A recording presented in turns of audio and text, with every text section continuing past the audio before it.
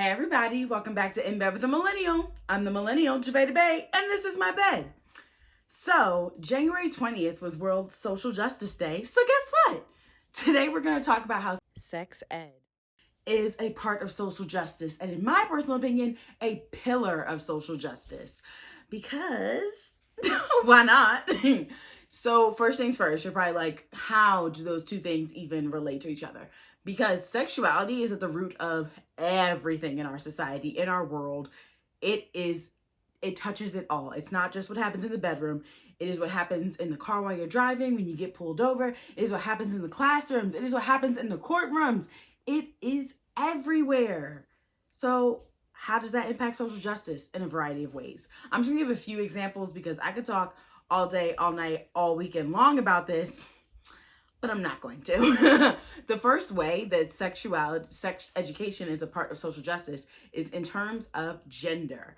And I know you're probably like, I don't see this. I don't see the relationship. There is one. Gender, as we all know, or as you may not know, is a social construct. Yes, it is man-made. We gave words and names to things and decided that gender existed.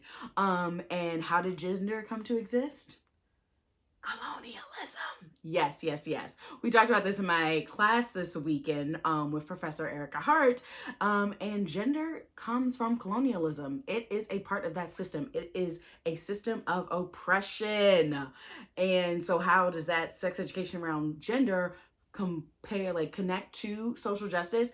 Once you fully understand the history of gender and you see the way it plays into our society, you're like, yo, yeah, understanding gender, understanding how we move in the world based on gender that has been assigned to us, or the gender identity we live by, it's a social justice issue. Also because, gender plays into that patriarchy thing, which is definitely a social justice issue. All right, so another way that sex education plays into social justice is power dynamics. Yes, those things in kink and BDSM relationships play into social justice. How? When you actually learn about power dynamics and you understand who in a situation holds that power, how are they using that power, who is surrendering power, you can see it in other aspects of your life, like in work relationships, when you're like, you know what, we both hold the same title at this company, but one of us has more power than the other in certain ways. Social justice, power dynamics, y'all. I'm telling y'all, it's all related. And then the last example I'm going to give is just general sexuality and how that plays into social justice. Like the way that we censor and police bodies, especially on social media, social justice issue, y'all. So understanding the way that we perceive bodies that may not be like ours and how we police them is definitely a social justice issue and a part of sex education. When you understand hey, me walking around with tits is going to look a lot different from somebody that does not have breast, at least not breast of this magnitude.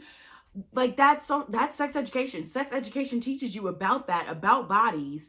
And then it also gives you that understanding of wait, I'm seeing the way things are playing out for this person.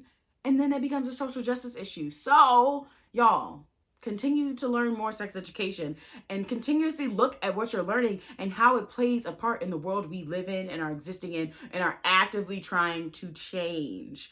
But we're going to continue talking about this forever and ever because, do I want to? Do we need to? And do I love it?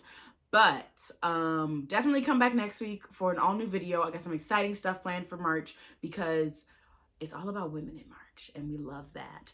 But until then, go forth, spread the word about sex education as a function of social justice, and I'm gonna see y'all later. Make sure you like, share, subscribe, all that jazz, and I'm gonna see y'all later. Deuces.